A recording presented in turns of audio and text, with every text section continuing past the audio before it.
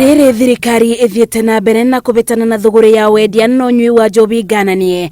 Komishona wa gitaru kia irathiro ria bururi Paul Rotich ugite muingi wanyitana na thirikari njobisi ni kuthira kaimana. Watu wetu wafanye mambo mawili. Kwanza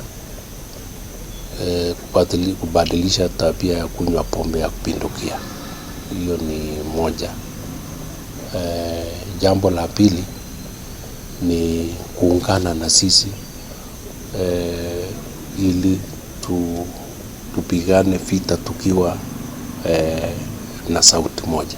Rotich ugite ubuthiri wa njobisi thengia na gukoro itabitukitio ni thirikari irabutumia ugima wa mwiri ona gucungiriria ikuo. Kunywa pombe ya kupindukia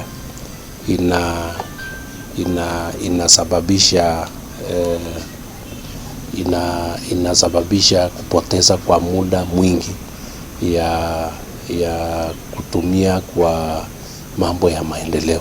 Ona gukiri uguo komishona yugite kuma riria njobi ino yanjiriirie kubitano nayo ni kugite na mugaruruku matura-ini matiganite. Tunaona mabadiliko kwa tabia ya wale ambao wamekuwa wakitumia pombe.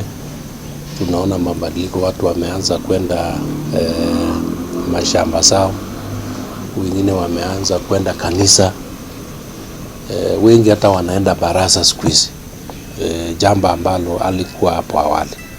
Maya mokiterere thirikari ithiete na mbere na mukana wa kubingo kwa irabu na cienderio cia njobi bururi-ini. Ngiribotera Inooro TV, njetago Masi wa Ndia wa Muriithi.